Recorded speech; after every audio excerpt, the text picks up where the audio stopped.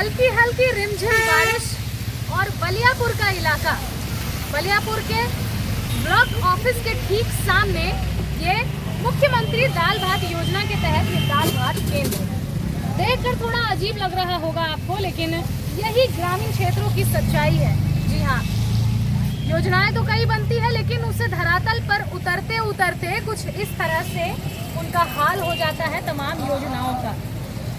आगे की तरफ अगर हम आपको दिखाएं तो मैं जहां जिस जगह पे खड़ी हूं, इससे ठीक 4 कदम की दूरी पर ब्लॉक ऑफिस है, यानी बलियापुर अंचल कार्यालय।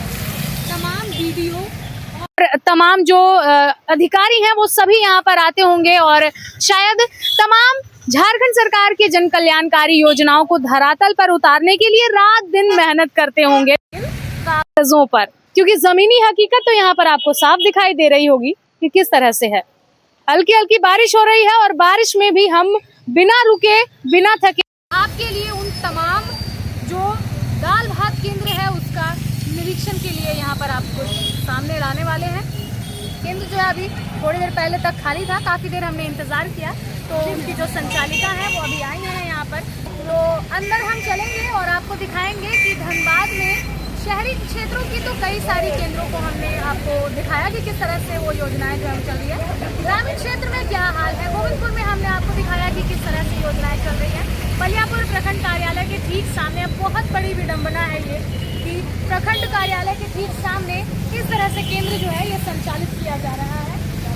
आगे ये जल जमाव की स्थिति है, यहाँ पर पाई लगा हुआ है। अभी हमारे सहयोगी थोड़ी देर पहले यहाँ से चल चुके हैं और अंदर की तरफ हम आके आपको केंद्र का नज़ारा दिखाते हैं किस तरह से ये संचालित हो रहा है। मुख्यमंत्री दाल भात योजना के तहत 5 रुपए में भरपेट भोजन लोगों को भी और इन कीड़े मकोड़ों को भी। नीचे की तरफ देखिए, स्वागत हमारा ये घूंघा कर रहा है। कुछ इसी तरह के कीड़े मकोड़ों के समान ऐसा लग रहा है कि मुख्यमंत्री हेमंत सोरेन तमाम झारखंड वासियों को समझते हैं, उन तमाम मजदूरों को समझते हैं जिनकी मजबूरी है इस तरह के केंद्रों में आकर 5 रुपए में खाना खाना, जो दिन का 10 रुपया, 20 रुपया, 50 रुपया या 100 रुपया कमाते हैं। इन्हीं कीड़े मकोड़ों के समान शायद मुख्यमंत्री सोचते हैं उन्हें, इसीलिए शायद उन्हें फर्क नहीं पड़ता है कि किस तरह के केंद्रों में झारखंड के जो मजदूर वर्ग के लोग हैं, जो गरीब तबके के लोग हैं, वो भोजन करते हैं। बैठने की व्यवस्था साफ तौर से हम आपको दिखा दें, अगर ज़्यादा देर हम बैठे तो शायद ये टूट भी सकता है। अभी मैडम ये हाल फिलहाल हम आए ना जी, देखिए अभी सामान भी सब साफ नहीं हुआ। ये संचालिका जो है ये साफ तौर पर बता रही हैं। वैसे 2011 से मुख्यमंत्री दाल भात योजना के तहत तमाम 19 केंद्र जो है वो संचालित हो रहे हैं। धनबाद में आपूर्ति भी की जाती है। 200 लोगों का प्रावधान है कि ग्रामीण क्षेत्रों में 200 लोग आकर यहाँ पर भोजन करेंगे। 3 बजने वाले हैं, 2:30 बजे से हमने इंतजार किया। ये केंद्र पूरा का पूरा खाली पड़ा था और संचालिका जो है शायद किसी निजी काम से बाहर निकली हुई थी, कोई भी नहीं था यहाँ पर, और ना तो यहाँ पर संचालक थे और ना ही यहाँ पर खाने वाले लोग थे। केंद्र पूरा खाली था। खैर, आगे की तरफ अगर हम आपको दिखाएं तो कुछ इस तरह से यहाँ पर केंद्र जो है ये संचालित हो रहा है। भोजन की अगर बात करें तो दाल, चावल, सब्जी बनाई गई है। दाल की गुणवत्ता वही है जो बाकी केंद्रों में देखने को मिली है। सब्जी सोयाबड़ी की बनाई गई है। चावल साफ तौर पर आप देख सकते हैं अपने स्क्रीन पर।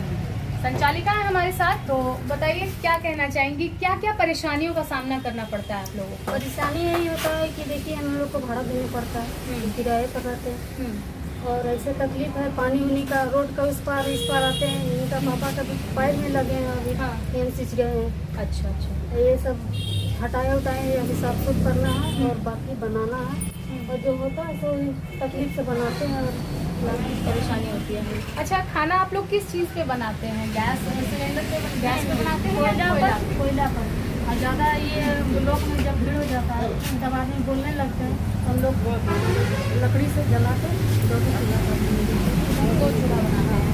तो सरकार की तरफ से तो केवल चावल, सोयाबड़ी और चना ही मिलता है, सामान मिलता है जी। तो कैसे मैनेज करते हैं आप लोग? इसी तरह हम लोग अपने खट के मैनेज करते हैं। आदमी भी नहीं रख पाते हैं और हम लोग का भी पूर्ति उतना ही होता है।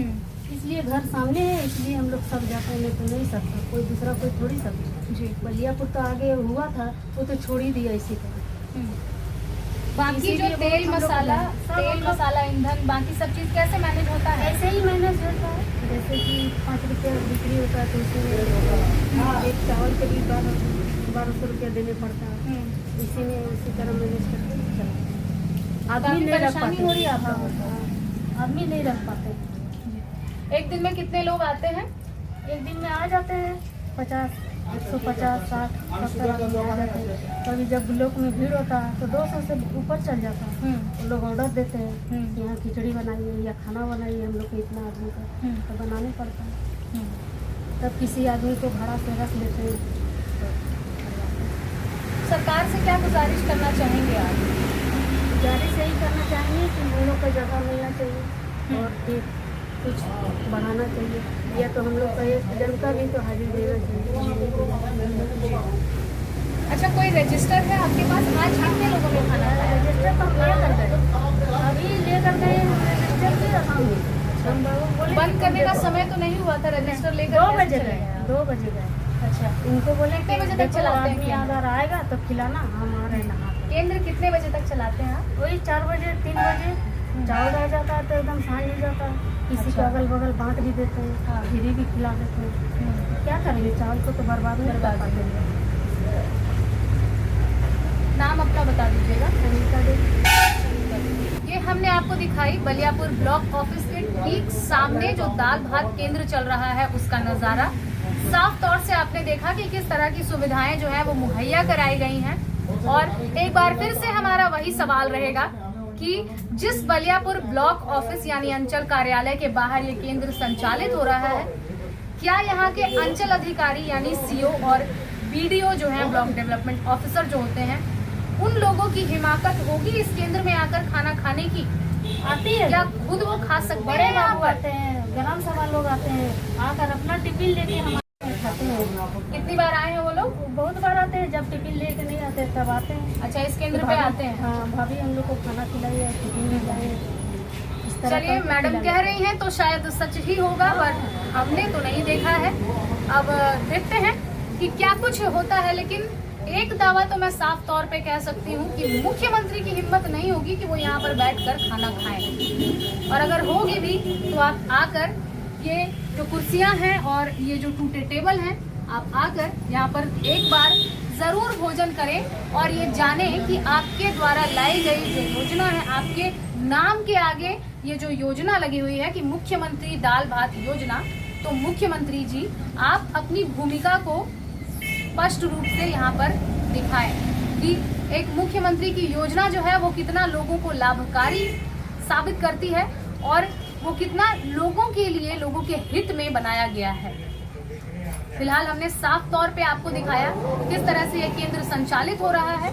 इसी तरह से हम हर उन 19 केंद्रों का जायजा लेंगे और आपके सामने, कैमरे के सामने, आपके स्क्रीन पर सारी सच्चाई को उजागर करेंगे कि किस तरह से तमाम जो जिला प्रशासन के लोग हैं, फिर चाहे वो आपूर्ति विभाग के लोग हो या फिर मुख्यमंत्री हेमंत सोरेन हो, किस तरह से उनकी योजनाएं धरातल पर कार्य करती हैं और किस तरह से मजदूरों को मजबूरी का जो है उनका फायदा उठाकर इसी तरह से उन्हें कीड़े मकोड़ों की तरह जीने के लिए मजबूर किया जाता है। सवाल कई हैं, जवाब अब भी अनसुलझे हैं।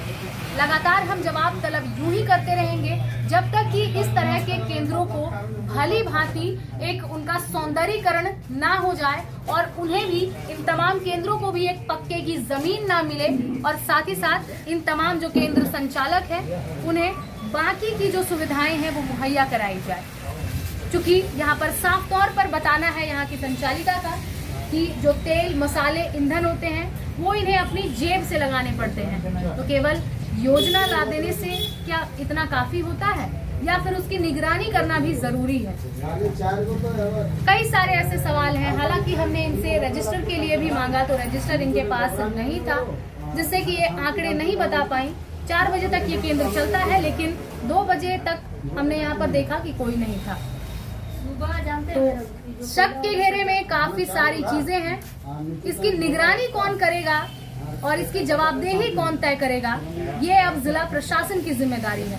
देखते हैं प्रशासन की नींद कब खुलती है या फिर प्रशासन भी यही चाहती है कि एक गरीब गरीब की तरह ही जिए। उन्हें कोई अधिकार नहीं है कि एक स्वच्छ वातावरण में वो एक समय का भोजन करें।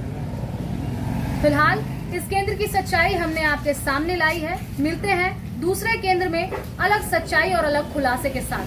तब तक के लिए देखते रहें मिरर मीडिया। सहयोगी संतोष के साथ प्रिया पांडे।